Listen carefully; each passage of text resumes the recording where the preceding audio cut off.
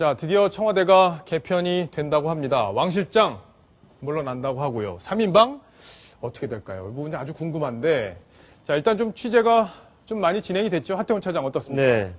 일단 대통령이 기자회견에서도 얘기했지만 김기춘 실장에 대해서는 시한부 유임을 천명했고요. 이미 해양수산부 장관을 포함한 개각이 예정돼 있지 않습니까? 그렇기 때문에 아마 이달을 넘기기 전에 김기춘 비서실장이 이제는 어떤 역사의 안으로 들어가게 될 것 같습니다. 자, 후임자가 누가 될지 궁금한데 여튼 김기춘 실장이 이제는 더 이상 대통령을 보좌하지 않을 가능성 상당히 커졌다고 봐야 되겠습니다. 자, 여권 고위 관계자가 이런 얘기를 내놨네요. 김기춘 실장이 대통령의 사의를 밝혔다. 그죠? 밝혔다. 네. 이건 이제 아마 거의 팩트가 되는 모양입니다. 이번에는 의지가 확고하다.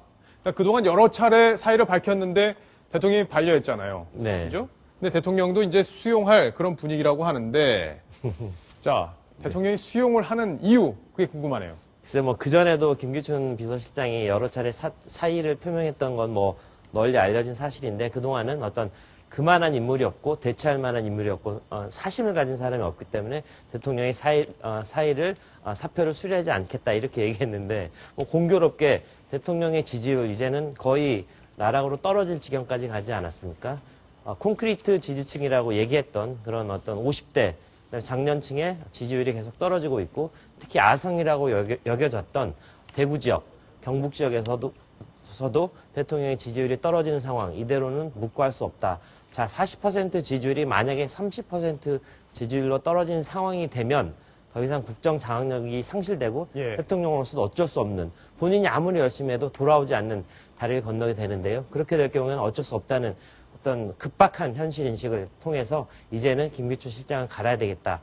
이런 확고한 마음을 먹은 것 같습니다. 자, 보통 신년 기자회견을 하면 대통령의 새로운 구상을 밝히고 그 구상이 어쨌든 우리 정부와 또 국가 전체의 큰 아젠다가 돼서 그 방향을 향해서 달려가는 그런 상황이 되는데, 이번에는 대통령이 신년 기자회견 한 다음에 지지율이 그냥 푹 꺼져버렸어요. 바로 이 인적 쇄신 문제 때문이었는데, 자, 하태원 차장 보기에는 김기춘 실장을 대체할 만한 사람이 있습니까?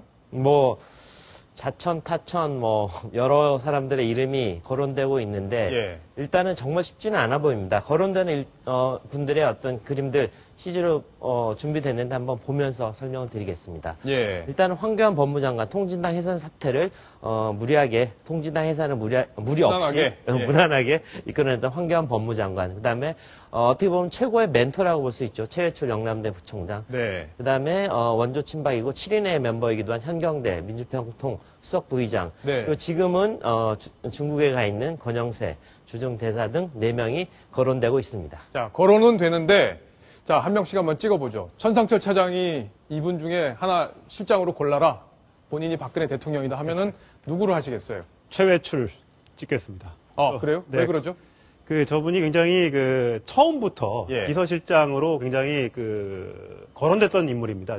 인수위 나갈 때도 저분한테 무지하게 취재를 해보려고 했는데 컬러링이 새벽종이 울렸네 그겁니다. 굉장히 새마을운동에 대한 애착도 많고 또 박정희 장학생으로 또 불리면서 초대 비서실장으로 거론됐던 사람이니까 이번에는 다시 한번 한다면 세 번째지만 가능성이 좀 있지 않을까. 가능성이 있다. 자, 박소윤 기자도 정치부 기자 7년 넘게 했는데, 자, 한번 골라보십시오. 저라면 권영세 주중대사를 선택을 하지 않을까 싶습니다. 김기춘 비서실장 같은 경우에는 그전에 좀 여의도와 갈등이 많았잖아요. 계속 잡음이 들리고 했었는데, 아무래도 권영세 주중대사 같은 경우에는 의원직을 오래 했기 때문에, 의원을 오래 했기 때문에 아무래도 여권과 좀 소통도 가능할 것 같아서 저라면 권영세 주중대사가 좋지 않을까 생각합니다. 하태원 차장이 웃고 계신데, 하태원 차장 같으면 어느 분이 적임자로 평가를 하시나요? 적이 없는데 다른 사람 해도 되나요? 그럼요. 최경환 부총리를 조심스럽게 한번. 최경환 부총리요? 지금 부총리 하고 계신 지 오래되지 않았잖아요. 글쎄요, 거의 털 뽑다 실패했는데. 어쨌든 이 사태가 진정되고, 그러면, 최경환 경제부총리처럼 일단은 당청 관계를 조율할 수 있고, 또 여의도를 알고, 또 경제 실무도 알고, 여러 가지 대통령의 신임도 있기 때문에, 여러 측면에서 최경환 경제부총리가 가면 잘하지 않을까 하는 생각 조심하게 해봅니다. 자, 총선이 내년에 있어서 가능할지 모르겠습니다. 자, 손수호 변호사 마지막으로 한번 평가를 해주시죠. 다 훌륭하신 분들인데 제 개인적인 생각으로는 그 황교안 장관이 좀 적임자가 아닌가 생각이 됩니다. 예. 왜냐하면 지금 현재 진보당, 통합진보당 해산을 하면서 사실 굉장한 정권과의 그런 뭐 교감이라든지 그런 게 있어가지고 업무를 잘 수행했기 때문에 사실은 같은 공명 공동체로서 앞으로 이제 험난한 것을 국정을 이제 헤쳐나가는 데 있어서는 그래서 한번 좀 일을 맡겨볼 수 있지 않을까 생각이 됩니다. 그렇군요. 어떻게 네 분이 다 이렇게 보는 눈이 다르신지 모르겠네요. 자, 중요한 포인트 하나 딱 마지막으로 짚고 넘어가겠습니다. 바로 문고리 권력으로 불렸던 3인방 이야기인데, 자, 이 3인방 어떻게 되는 겁니까, 거취가?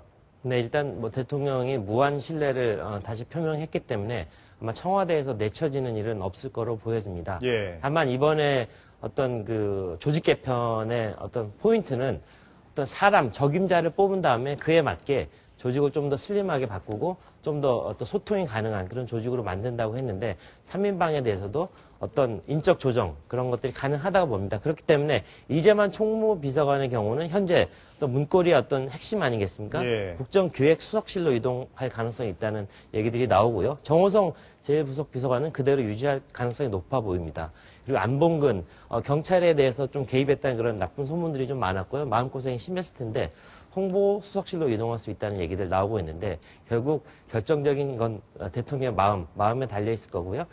다른 데로 옮겨지더라도 대통령이 3인방에 대한 신뢰가 워낙 강하기 때문에 어떤 큰 그 변화는 크게 느끼지 못하지 않을까 하는 생각을 합니다. 자, 김기춘 비서실장이 물러나면 민심이 좀 수습이 될지 아마 그게 제일 관심 포인트가 아닐까 싶습니다. 저희들이 또 면밀하게 지켜보겠습니다.